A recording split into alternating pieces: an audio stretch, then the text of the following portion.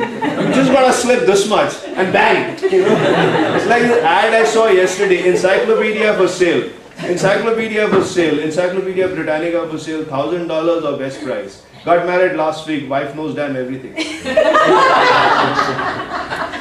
Okay. So Prashant, thanks very much for being here. I know that Airtel is going to go forward into a lot of stuff in the next few years, and great to have your perspective on that.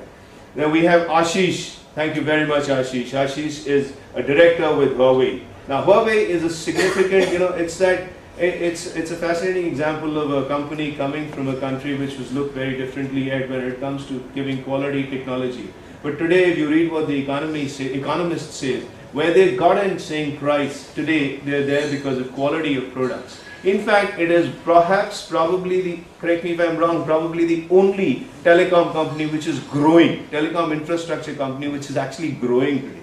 Most of the others, the infrastructure companies, are actually shrinking in terms of top line and trying to fight to make some kind of bottom line. But Huawei is like, by leaps and bounds growing every day. So it's a company which is coming to India as a small player, but is today really growing as a dominant player. And Ashish is going to be spearheading most of the recruitment and the sourcing there as their Director of Human Resources. Now Ashish again is another one of the people who started his career with sales and has gone on to, he moved into the resourcing space with one of the leaders in that area, which is Genpact, and then he's moved to Nokia Siemens Networks and from there into Huawei. So we expect great things from Huawei in the years to come. Watch out for that space, they're a great player. Thanks very much Ashish for being here, and inclement weather, and thank you so much. So gentlemen, the floor is open to you, and I will put to Airtel one of the first queries. Coming to a space where the customer is seeing voice as a commodity, and we'll pretty much be, using the services around the connectivity that you provide.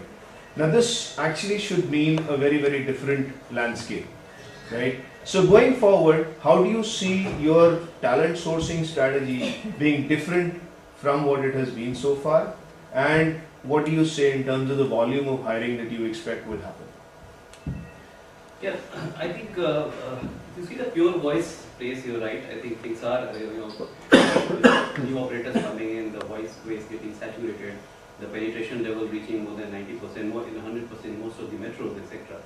I think the challenge is to get into the non-voice space. We also have a business which is enterprise business, separately which is B2B, which caters to a single window to all corporate clients. But I think three distinct areas that we will now look at is, one is m-commerce in a big way. Obviously, there is no talent available. In fact, the guy who has come on board m-commerce is a Citibank guy who is hired from Japan, Citibank now. So m-entertainment is another big area, where things like gaming and stuff like that. The other thing is digital media exchange, where we are building these businesses. So these are businesses where we actually need people who have handled that, who are from that kind of ecosystem. And it can't be, I can't take from any operator. So these three areas are distinct areas where we will be, which are non-voice areas and in the mobile space. That's one. Secondly, on the challenges, obviously mobile space, you have more than 10 to 12 operators now. So it's like there's a talent available, and the operator, new operator hitting out on your existing talent pool. So what we are doing basically is that's the challenge actually, because sometimes obviously there's a demand that the guy has to be from telecom. So at least we are being a market leader, etc. We have moved significantly beyond, because now we hire people from FMCGs, lubricants, other paints, etc. So it's not that only telecom, and there's no other way than to produce abundance of talent. So I think that's one thing. And I think DTH is another space we have now come into. That's another business. So those are the few things that. The other big thing that I wanted to share here is that, apart from the challenge that we face, we can't wait for a vacancy any longer. Typically that we interact today with external consultants. A vacancy comes up. Today the mantra is that we keep on hunting for talent all the time. So I need to see where, if I have this, and if I have A players in my company, or maybe top players.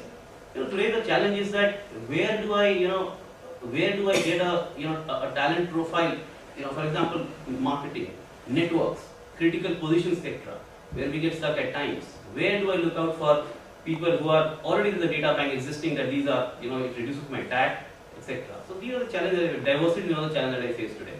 So which can talk later. But specifically to your voice thing, I think these are the three business that we are going into big way, and I think most of the guys are on board, and we'll be developing them in the mobile space. And that's what's on your voice thing. No Great. voice thing. Anybody a perspective on this? Very.